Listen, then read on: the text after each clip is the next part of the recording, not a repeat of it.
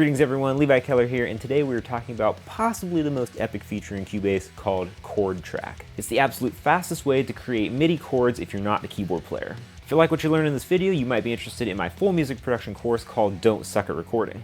We learn recording, mixing, and mastering techniques to get the music inside your head to come out of the speakers. Check the link in the description below. Alright, let's get to the video. In this lesson, we are going over the chord track in Cubase. I haven't seen this in any other recording software, so this is pretty Cubase specific, and it really is an amazing tool. So here in Cubase, we can see, here we have our chord track. To create this, we can just create a new track. We can go down to More Tracks, and we can pick Chord. You can only pick one of these, so we can then click Add Track. And then this will pop up. So starting from scratch here, we have our empty chord track. If we want to populate this with some chords, we can hold Option, and our little pencil tool will come up, and we can click. Bam, bam, bam, bam. So we have 4 possible places to put chords. So if I double click on this, then I can pick what chord I want to be there. So let's just do G major 7. And then if we want to go to the next one, we can double click on that and click maybe C major 7. And then maybe we want to do A minor, do A minor 7.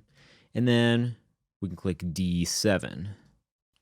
So here's a chord progression that we could write. We can then take this and hear it. So what we can do is we can click on our chord track. We can select in this spot right here, select track for auditioning. We can pick right here our instrument track that we have. And actually I could name this piano because I have here pulled up a piano sound. So then if we drop down this menu, it'll just be named what we have our track name. So we'll select piano. And then if I have this unmuted and I play my chord track,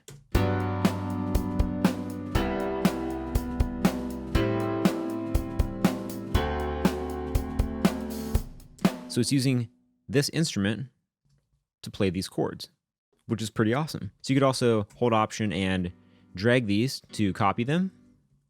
Or if you want to change these or figure out some other options, you could double click. I'm going to mute this. Mute. You could double click and go to Chord Assistant. Now in Chord Assistant, there are some pretty cool tools. You will see here green morphing into yellow, morphing into kind of red or pink. And this is going to be chord progressions that would work well with each other. So if you don't know a whole lot about chords, this is a great place to find some ideas. You can pick your complexity.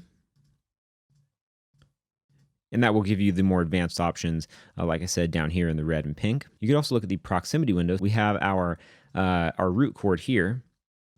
And then we could have, maybe we want to pick one that's close proximity. We could just pick whichever one of these we want. So coming from C major 7, we can see our chord before the one we selected is going to be right down here. And then we have our other options kind of fanned out like so.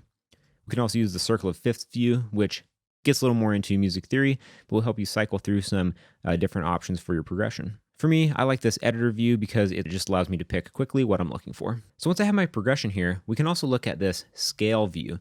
And what this is going to do is it will put down the scale that you can use to solo over this progression down here in this little window. So say we did want to change this to, I don't know, any other random chord. Well, then it will show us what we need to use for that chord when we're soloing. So that's really handy. We can see this scale view by picking this drop down button here. And then we want to make sure that we have automatic scales on over in our inspector window so that those will update automatically as our chords change. So let's get this back to a progression that we like. We'll just do A minor 7. So once we have a progression that we like, we can highlight them and we can actually drag them to a MIDI track and have those voicings automatically put on that track as MIDI. So we don't even have to program anything. So what we can do is actually highlight these, click Option, and drag it down to a MIDI track, and there they are.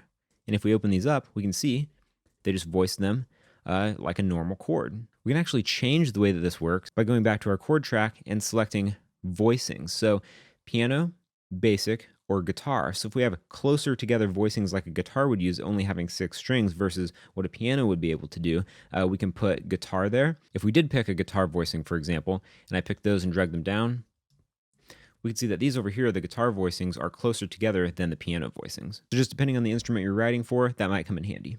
And then if we click right down below, we can pick our options for voicings. I would just keep it on all options personally, but you can have a few different types of voicings there that might work better for the style you're doing. This dragging to MIDI function is actually one of the coolest things of Chord Track for me personally, because if I want to have something like an organ or a synth just playing chords, I can just plop the chords down in Chord Track, drag them down into the MIDI track of the organ or the synthesizer, and then my part's done. Cubase will voice everything correctly, and it always sounds great. So that we have an overview of Cubase's Chord Track function. It's really an amazing tool that I use in pretty much every session I'm doing. So if you have any more questions on Chord Track, just let me know, and I'll see you in the next lesson.